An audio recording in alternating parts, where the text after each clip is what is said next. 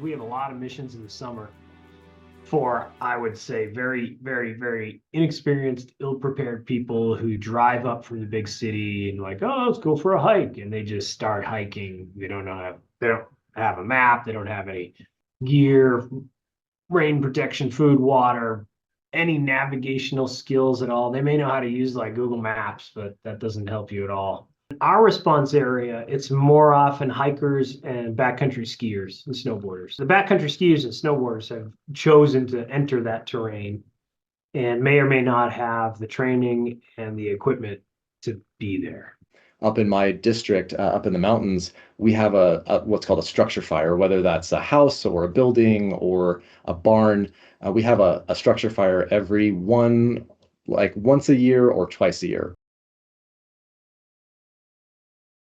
The rule of thumb is to be off the summit by noon, right? Well, not everyone knows that rule of thumb or practices by it. So, like, if we're responding to an incident of someone injured on a 14er at 1 o'clock in the afternoon, we have to go into that environment. Lightning is a threat. Depending on the severity of the lightning storm, we can certainly hold rescuers back. We prefer not to do that. So there's a surprising amount of suicide in wildland fire.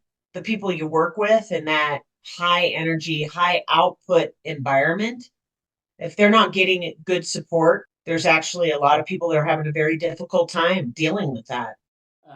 If you're gonna have like low visibility and you don't have much of a horizon and you're on night vision goggles, disorientation is going to be a higher risk factor, and that's why you have two pilots. Familiar with the Stokes flitter? We have a contraption with, actually, I think it just sort of sits in there, and then we have attached it with some straps and come-alongs. Unfortunately, if the patient is really injured, driving on a dirt road with the patient firmly attached to the chassis of the UTV, that's a recipe for pain.